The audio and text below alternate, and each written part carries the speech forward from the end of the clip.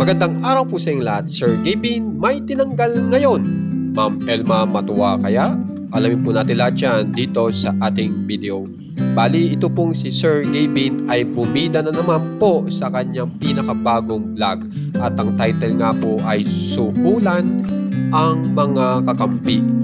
At ang maganda nga po dito ay sa pinakadulo po ay successful po si Sir Gavin na naibalik niya po ang kanyang mga kakamping pinsan na kung saan ay binilhan niya po ng school supplies, damit, aircon at may kama pa na kung saan ay ito pong sina Chief Allen ay talagang walang nagawa dahil nawala na naman po sila ng bagong kakampi. So iba po talaga ang mga the moves ni Sir Gavin para maibalik ang kanyang mga kakampi. Pero pagdating nga po dito sa views ay sa 16 hours po ay 6.6 million lang po ang nakuha nitong pinakabagong vlog ni na Sir Gavin. Tapos po maliit na rin po yung kahapon na views na kung saan ay ang title po ay Bawiin ang Kakampi. Yan po ay ang bumida po dyan ay si Sir Chief Allen ay mababa po talaga kasi 7.5 million lang po nakuha in one day. So kailangan po talagang may ayusin po si Sir Gavin para tumaas po muli ang kanyang views. Pero sa social media po ay meron pong pinag-uusapan po talaga ngayon na may pagbabago po sa lugar po mismo ni Sir Gavin.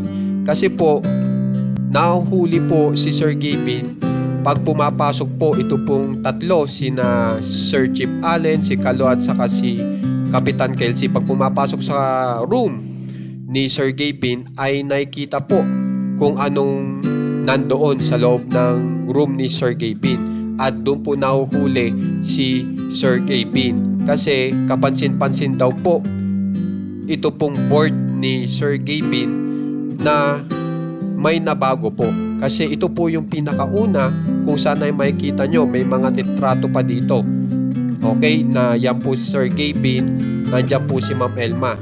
So makikita nyo yan, tatlo yan, bali apat, isa, dalawa, tatlo, apat na talagang sweet na sweet yung mga pictures po ni Ma'am Elma at ni Sir Gavin.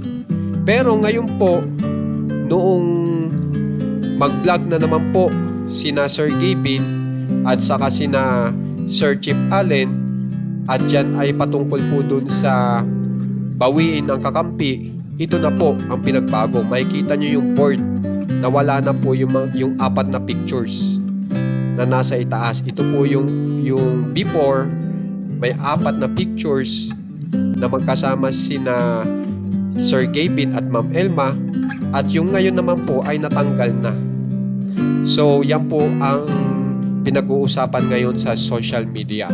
So ano po kaya ang inyong komento tungkol dyan?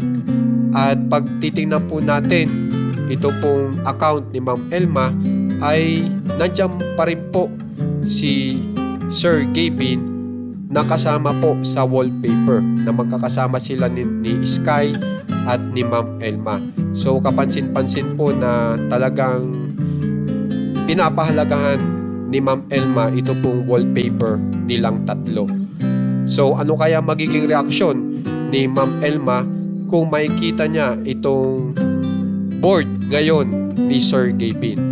So, kung gusto nyo pong ma-update muli kina Ma'am Elma at kina Sir Gavin, subscribe na po kayo sa ating channel na Juan Katawa. Maraming salamat po.